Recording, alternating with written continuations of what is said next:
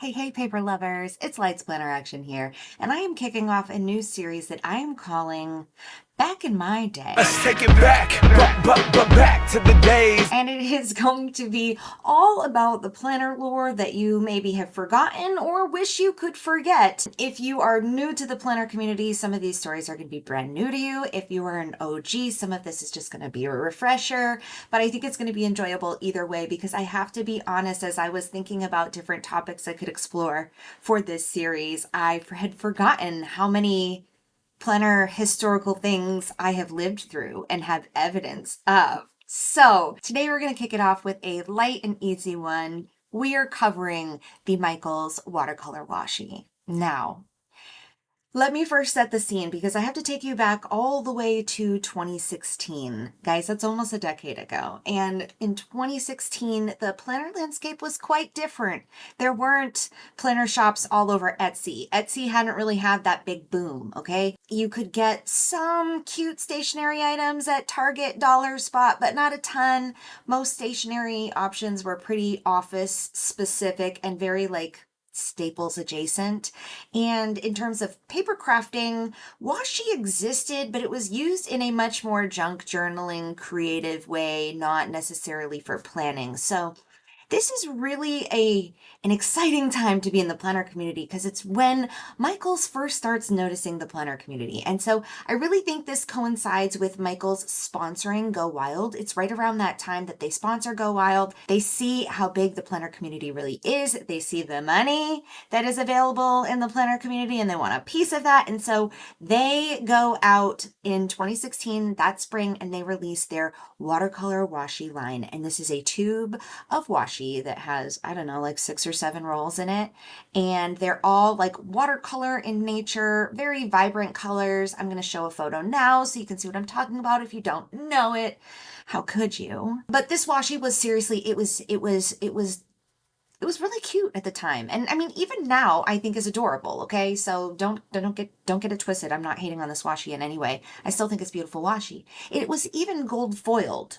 Okay. And at the time that was pretty unique. Okay. Everything wasn't gold foiled. We hadn't gold foiled saturated the market. Okay. So Michaels puts out like an end cap of this washi and the planner community goes nuts for it. I mean, nuts. There are these things called buy sell trade groups on Facebook that were really popping back in the day, and people would sell samples of these washi rolls for more than the entire tube of the washi roll was worth. Okay, that's how much people wanted to get their hands on this washi, and if you weren't in one of the Michaels that gets their stuff fast, you weren't getting access to it right away. And if eventually it was going to get everywhere, but people wanted it right then and there.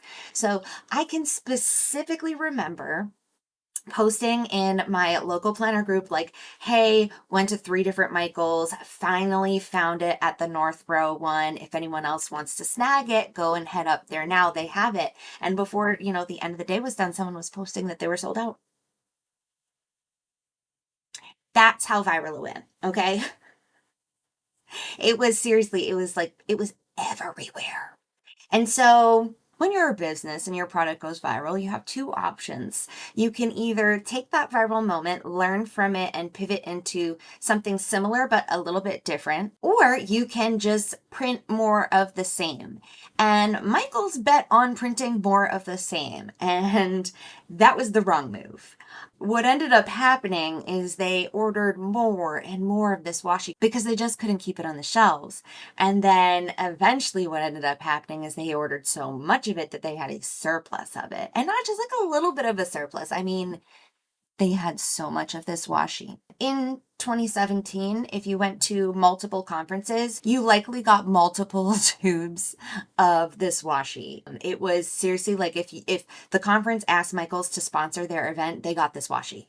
Everyone was getting this washi to the point where it so oversaturated the market that soon you were seeing it on every D-stash table in existence. Those trash to treasure tables that pop up at crafting events and at local planner meetups. Those were full of this watercolor washi. And I gotta laugh because, to be honest, the washi itself, it's gorgeous. I really think it's beautiful. I did a couple different spreads using it, but Much like my stickers, like if I use it one week, I'm not gonna use it like another week. Like I'm kind of a use it and move on kind of gal. With washi, it's not conducive to having a whole roll of something if you're only going to use an inch of it, you know?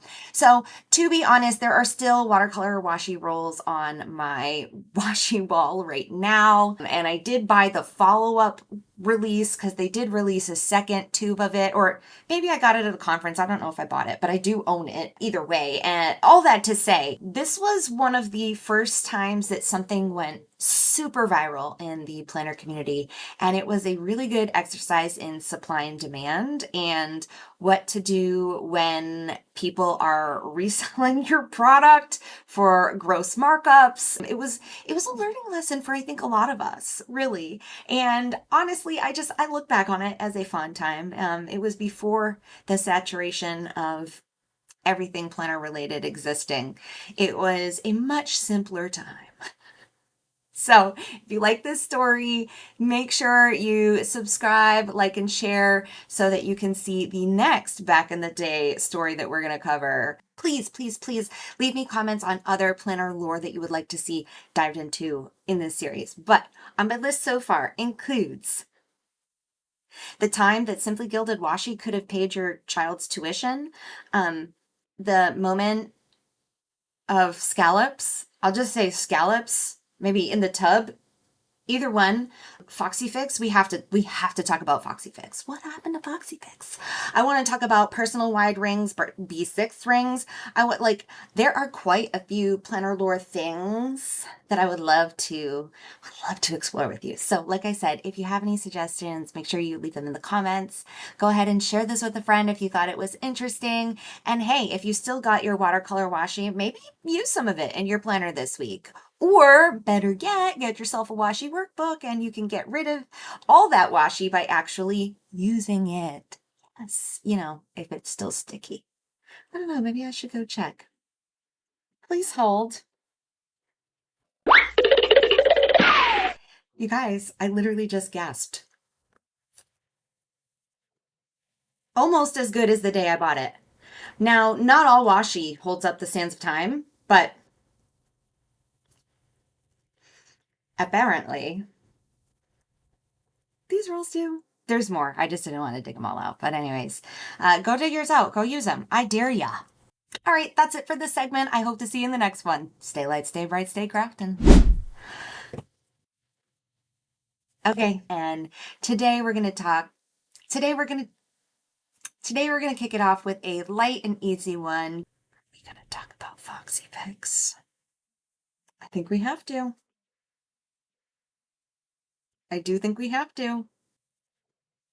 Almost as good as the day I bought it. That's it for this. Okay, that's it for this segment. Stay tuned. Okay, that's it for this All right, that's it for this segment.